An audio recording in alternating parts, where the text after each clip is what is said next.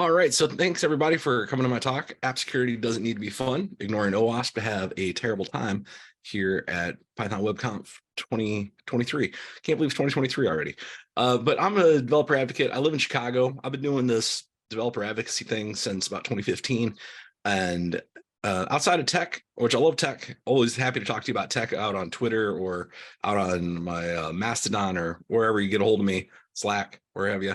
But outside of tech, I love improv. I do improv here in Chicago. Karaoke. If we're ever at a conference together, I will probably try to drag you to karaoke at some point through the event. And I love rock and roll. So if you ever want to talk about those things, hit me up. Very briefly, I work for a company called GitGuardian. Look them up a couple points here because we do sponsor OWASP. But we're a platform that helps enterprises figure out where their hard-coded credentials are throughout their source code and how to remedy that. Pretty big problem. We put out a state of secret sprawl report every year. It's free. Go check that out. And it's kind of alarming numbers. Over 10 million secrets were discovered in 2022.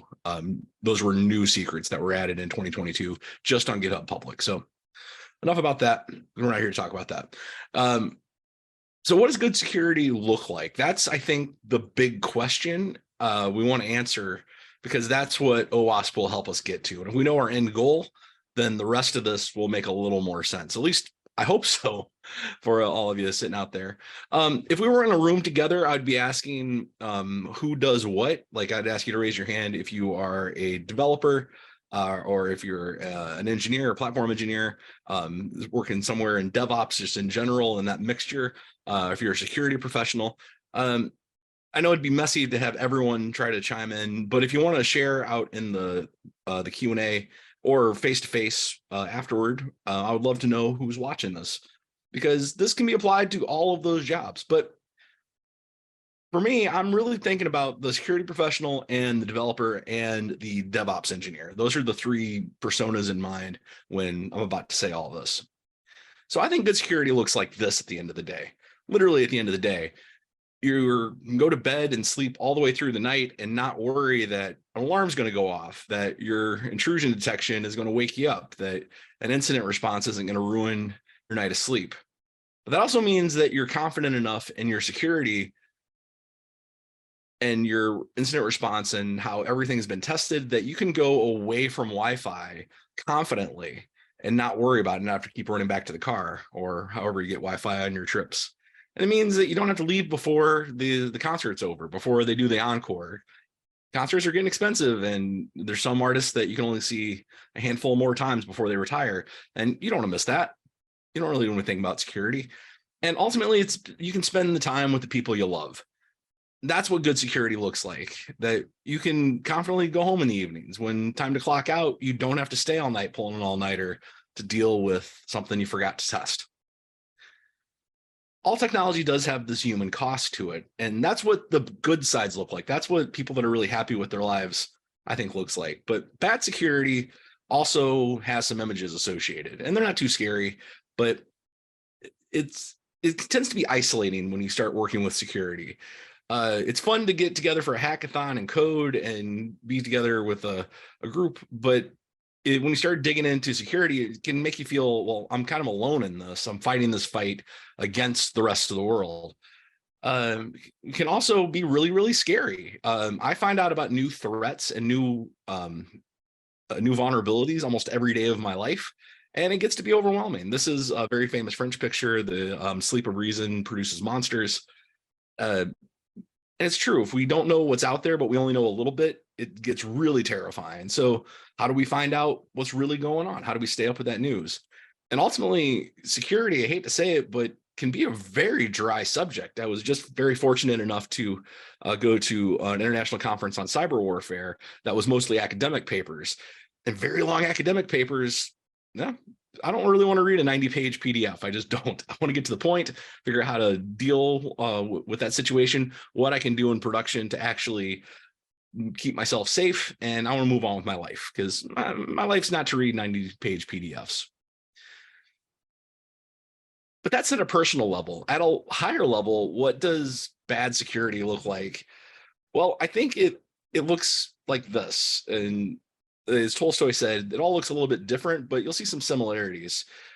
bad security can look like this. If we were in a room together, I'd ask you to raise your hand if you actually patched Log4Shell or Log4j when this vulnerability happened. A lot of people were impacted. You were impacted, whether you were directly impacted or not. At some point, there was an interruption. Some developer couldn't put out the feature they needed to in time because their company was dealing with this security issue.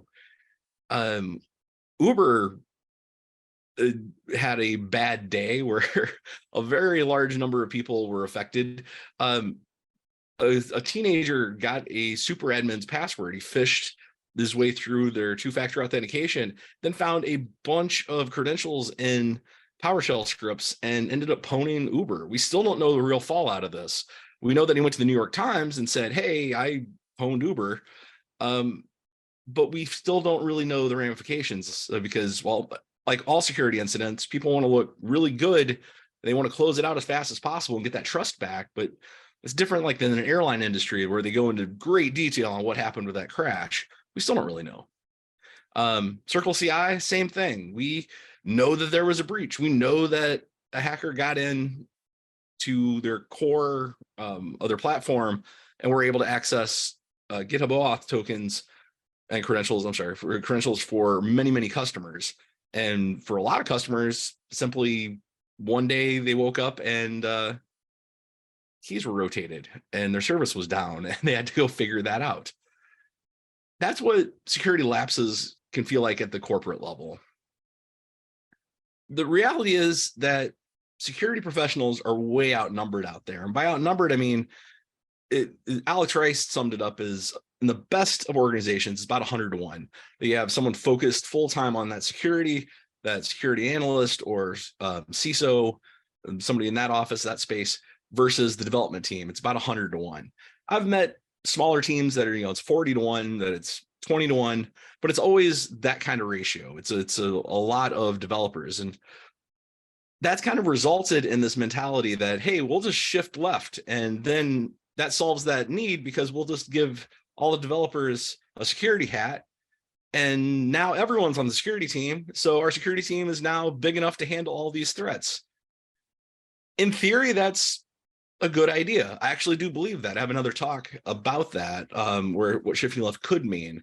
And if we embrace security testing early, if we embrace getting the security team involved early for those conversations, even as early as planning and initial architecture discussions, then shifting left really is a good idea. But for a lot of developers out there, from the conversations I've had, shifting left feels like, hey, let's throw one more thing on our plate. Let's throw one more thing that we got to do. And developers have to do a lot of stuff already. They're fighting the good fight, keeping Kubernetes running, keeping the applications up and running, just from a pure technical perspective, making sure that the API calls actually go through and it all works as expected.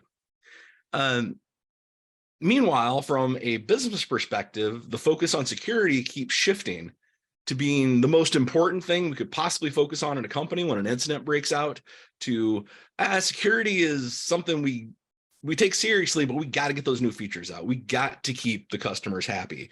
We've got to keep grinding out there. So the fluctuation isn't a perfect circle. It's more of a wave pattern that we don't know when we can focus on what.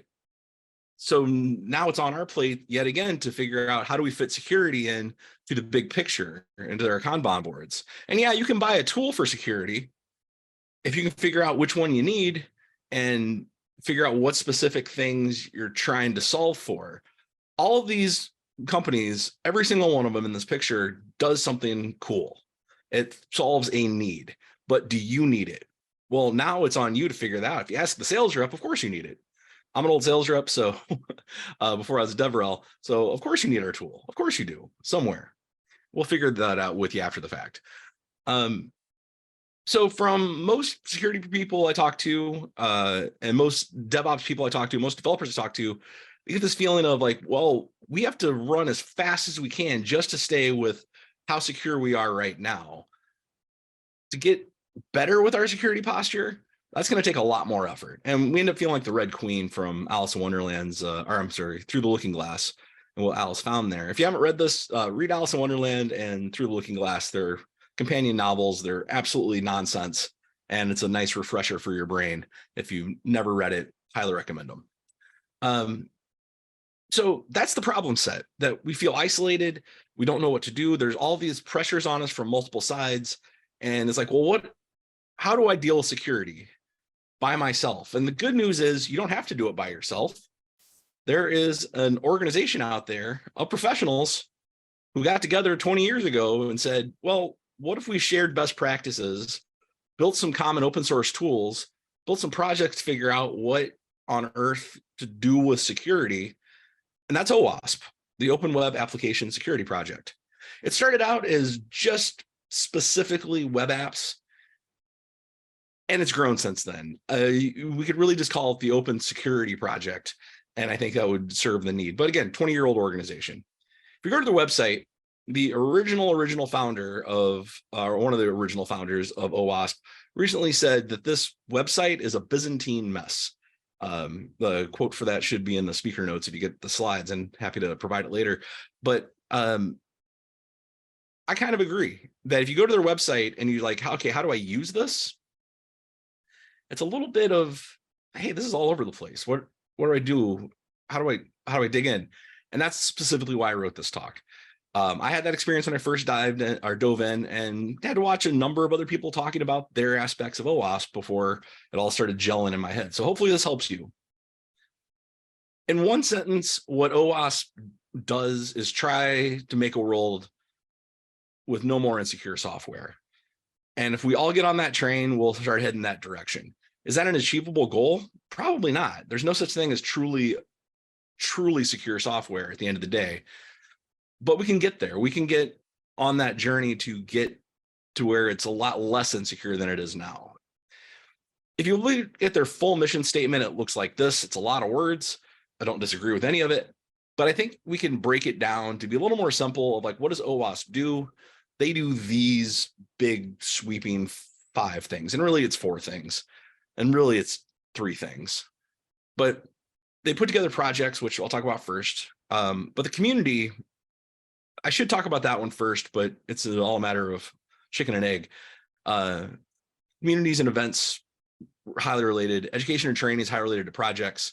Publications and resources, highly related to projects as well. So let's just dive into projects for the time I have left. So projects all are based on open source repos. Every project exists somewhere out like GitHub, probably on GitHub. And you can go look at the issue queue. You can go see the README. You can go look at the code samples. You can go get involved in the issue queue and discussions and make pull requests to get involved. Again, built by us, the community. And I say us literally we're all part of the OWASP community, whether you're a paid member or not. We're all contributing to security somehow. We can contribute more directly if you go get involved in the projects.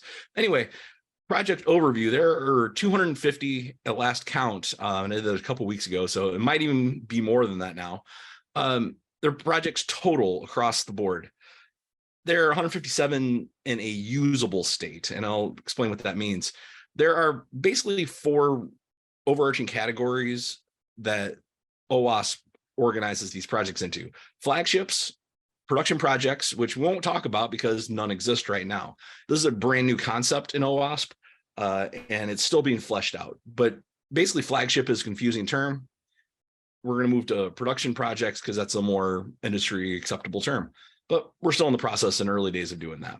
Lab projects aren't quite up to the rigor and battle hardness of flagship projects and incubator projects. Well, they're brand new and they're still being born. There are currently 18 flagship projects. I'm not going to go through them all, but we will talk about a few of these toward the end of my talk when we talk about, well, how to use all this stuff in a more practical manner. But these have some kind of strategic value, and these are the ones that the community keeps voting up as like, these are the most important things we do. You might notice Cyclone DX is on here. I'll talk about a few of these others, but some of these tools like you might be using today. Hopefully you are. Lab projects, again, they're on their way to becoming flagships, but they're not quite there yet. If you want to make a significant impact, go start volunteering with lab projects. Incubator projects start getting very specific to very specific needs, start getting very granular, to language, to very specific framework scenarios. 105 at last count. The number again fluctuates. There are others that are not quite to Incubator project yet. They're being developed on their way there. So there's a lot of chances to make a big impact on those kind of projects. So if you're very passionate about something, find a project that lines up with that passion, they would love the help. All of those projects would love some help.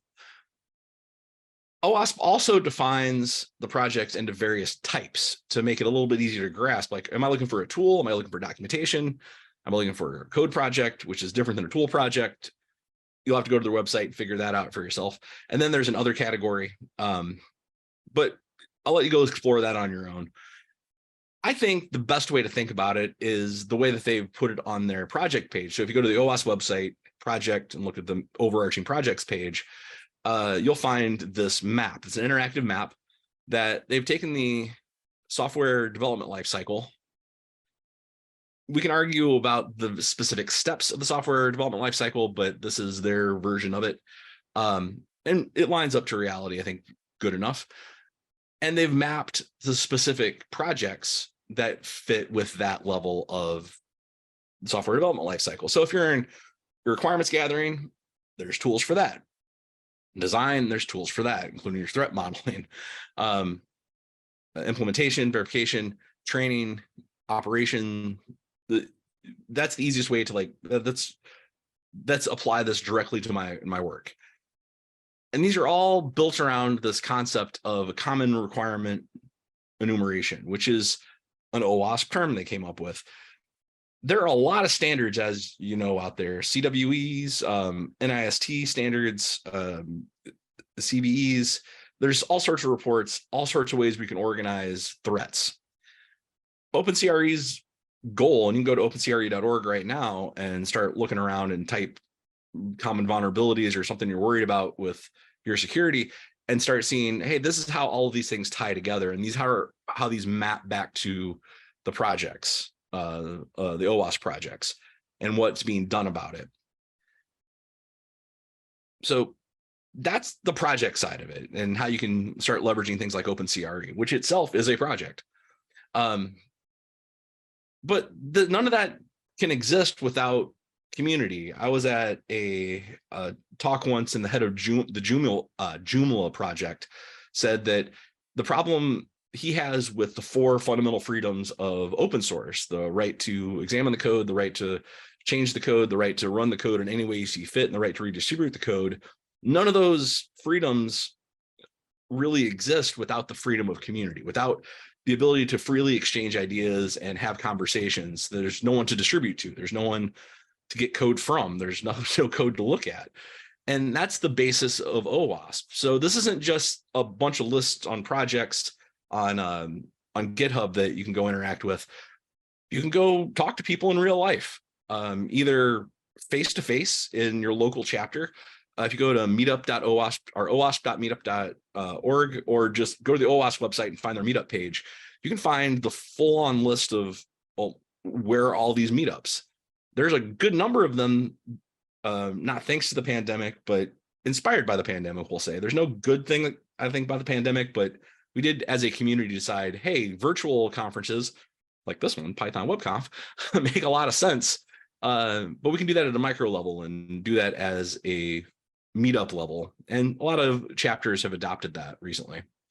There are larger events like Snowfrock. I was happy to be a part of Snowfrock in Denver a few weeks ago, and awesome event. About 500 people all got together and talked about OWASP related things. Meetups can be any size. I'm very proud to say GitGuardian supports meetups locally in Paris, and we also support a couple chapters around the world, but helping people get together and have those awesome conversations. So go meet those people. They're really nice people. It's you and me. The organization called OWASP.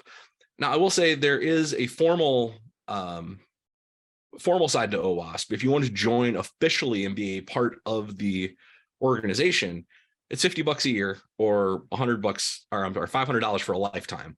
membership, but you don't have to be a member to go to the meetups. So there's no financial obligation whatsoever. If you're a student watching, if you are a developer who just like, I want to go test the waters and see if this community is right for me, absolutely go to the meetups.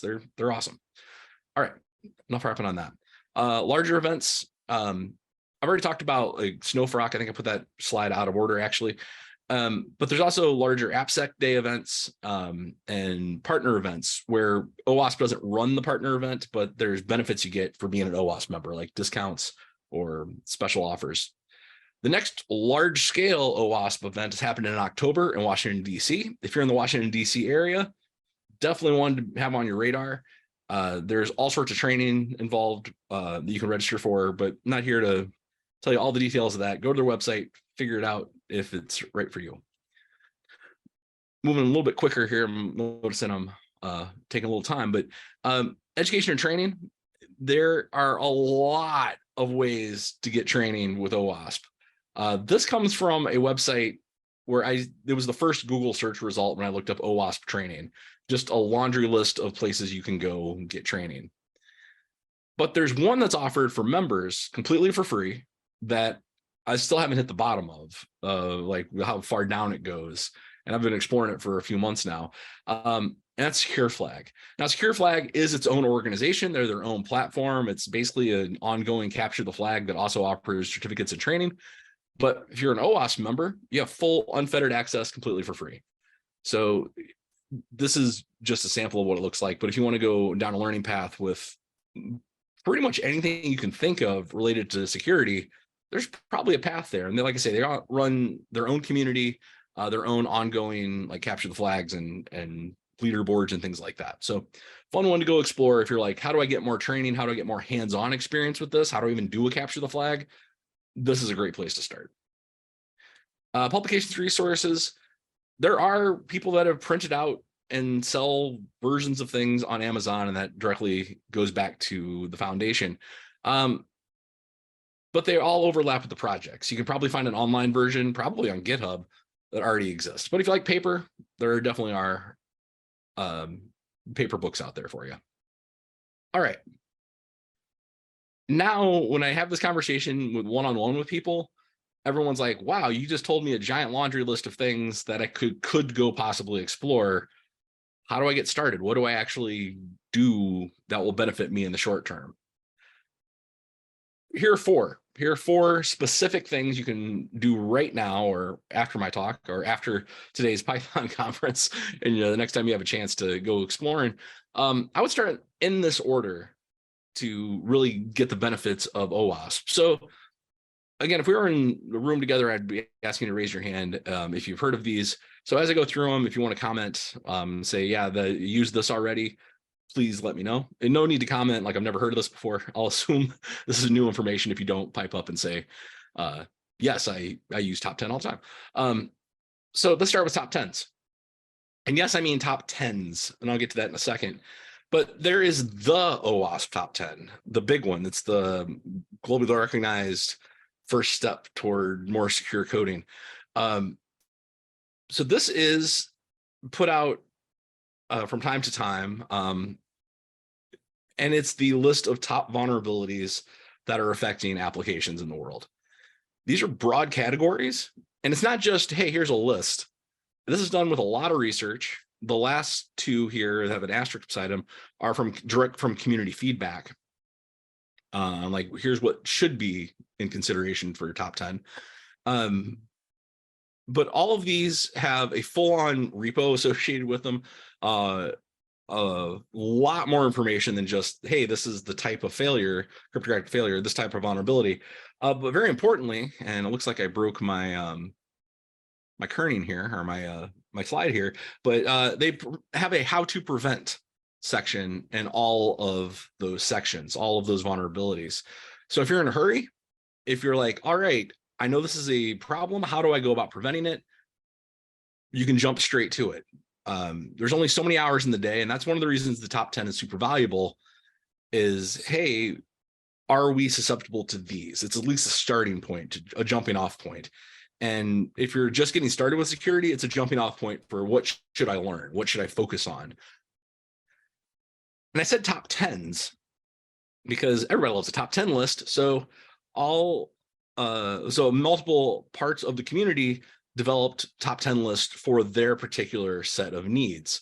The one I want to actually drill in on, just because I saw a talk from one of the organizers of this, one of the writers of this, from Jimmy, a few weeks ago, is Kubernetes top 10. So if you're using Kubernetes out in the world, here are the top 10 risks for 2022, according to a bunch of research, according to CVEs and the CWEs out there. This is what you should be paying attention to. So if you're running Kubernetes in production and you've never thought about overly permissive RBAC configurations, here's your clue to dig in.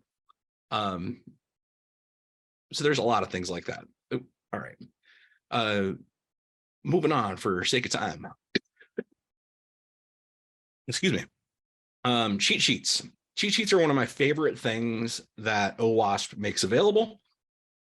Just to be completely transparent, is because it can make you sound pretty smart in a very short amount of time about a subject that you might not be familiar with. That's just reality. Sometimes you get asked a question of like, what do you know about Kubernetes security? And you're like, that's a good question. Where do I even start with that? I would recommend the top 10 and then the cheat sheet. The cheat sheets go into a lot of detail about specific issues. I'm picking on Kubernetes today. No real reason. I think it's something we all have in common. Even if you don't directly use it, you're using Kubernetes somewhere. But it's a full breakdown of like, what is the concept behind the vulnerability? What are the main vulnerabilities we need to worry about? And it just goes into a great amount of detail. Let's, if I jump to my cheat sheets real quick, I have just enough time to do this, and look at the list. It's a pretty long list. So password storage is something near and dear to my heart because of where I work. GitGuardian is very obsessed with helping people understand secrets management and secrets detection. So thinking about like, all right, how should I think about storing my passwords? Well, hashing versus encryption, how attackers crack password hashes. Okay, this is all very valuable information, and it's like summary in one thing. I said earlier, I don't want to read a 40-page PDF that goes into all of this. This is another reason I love the cheat sheets, is they're one-page summaries that give me practical information that I can start having a conversation and start doing research again. Goats, if you are more of a hands-on person, so I think top 10 lists and the cheat sheets are awesome for security professionals, for DevOps folks that have been forced to wear a security hat, and for developers who want to become more secure and get a heads up on what their security teams are probably going to ask them to do. Then those are the two for you to start with. The top 10, which is generally everyone, and then the cheat sheets. If you're a more hands-on person and you need to break something to figure out how it works, I fully understand that. There are the goats.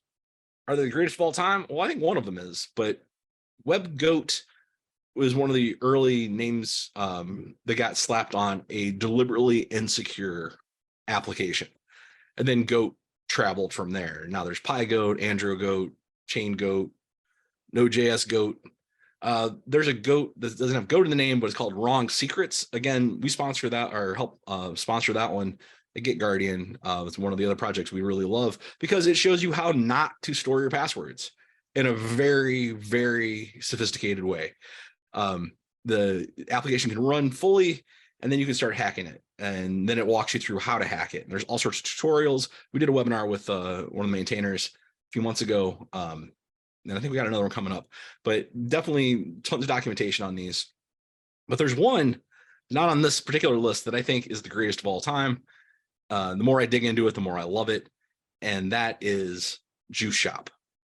This is normally when I ask people to raise their hand, have you ever run Juice Shop?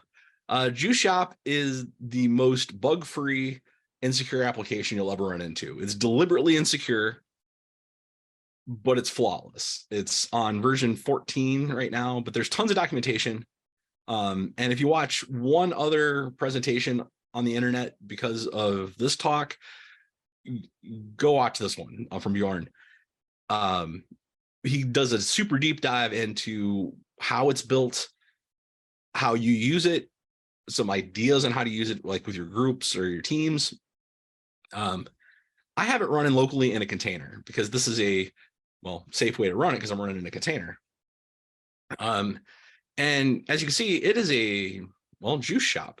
I can log in, I can make an account, I can go all the way to try to buy something. Of course, it doesn't hook up to a real store, but I'll just give you the cheat here. The first challenge of Juice Shop is finding this. And I just reset all my local storage, so it wiped out all my progress, but that's okay. I need to refresh myself on some of the stuff anyway. But it's a full-on interactive tutorial that teaches you how to hack a website like this.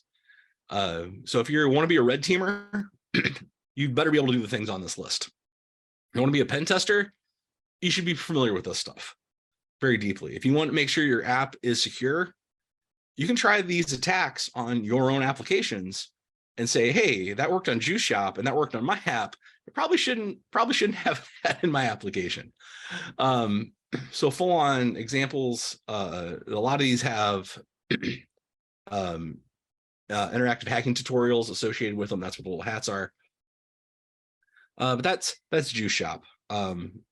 Really useful, completely open source, completely free. You can run it on over a secure network and run your own capture the flags against it. You can make an interactive training exercise. I can't say enough good things about Juice Shop. All right. And the last one I'm talking about is something that if you're on a security team, you probably already run this. If you're a developer and you've never heard of Zap, welcome to Zed Application Proxy. All right, Zed Attack Proxy. This is a free, very powerful tool that can find all the vulnerabilities in your application. Word of warning, do not run this against anything you don't own or have specific permission to attack. If it's Juice Shop running locally on Docker, have at it. That's a great way to test it, actually. That's what I did for this picture. And you can see, all right, it shows you where you're attacking, gives you a bunch of options. You can configure this at a very fine level. But then when you attack things, it gives you a set of alerts. And you think, well, Juice Shop only has 9 alerts. Well, you start looking at the numbers, like, yeah, there are 48 cross-domain configurations in Juice Shop. What does that mean? Well, good thing is you can dig in here and it says like, all right, here's the CWEs involved. Oh, here's CWEs involved, the WASC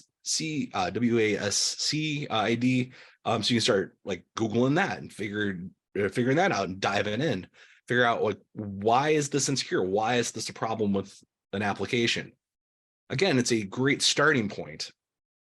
That if your application comes back with a vulnerability, did you think about that?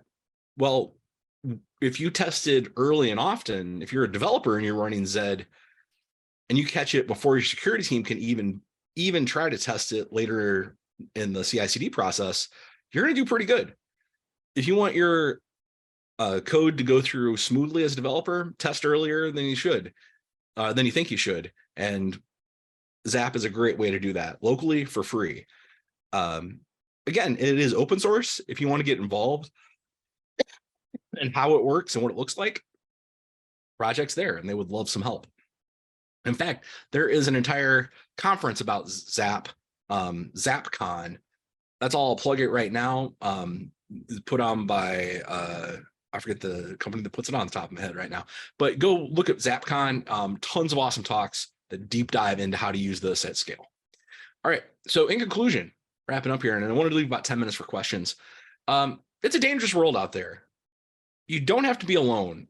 You don't have to be staring out a window, drinking coffee, wondering like, how am I ever going to figure the security stuff out by myself? Go to a meetup, go meet other people, go have those conversations, go dig into the tools they offer, go dig into the top 10 list, go that education path. Secure Flag's awesome. I'm not here to sell you OWASP memberships, but the value is there, at least in my opinion, for not that much money. Because at the end of the day, we don't want to be staying up all night wondering, did we configure that right? Did we account for that vulnerability? You want to know that, yeah, we did. We tested early, we tested often, and yeah, we're going to sleep through the night. If you don't know where to start and you're a security professional, start with the top 10 and the cheat sheets. if you are a developer who really needs to get your hands on something to tear it apart, understand how it works, start with goats. And if you're looking for a testing tool to show you the path of how do I make a more secure application, that's Zap. So if you fall into one of those camps, then that's for you. If you're a DevOps professional, I would probably just do all four. So again, I've been Dwayne. I live in Chicago, Illinois. I've been doing this stuff for, about 6 years now in my life. So if you have any questions beyond our time today, if you're watching a recording in the future, always feel free to hit me up on Twitter at MC Dwayne.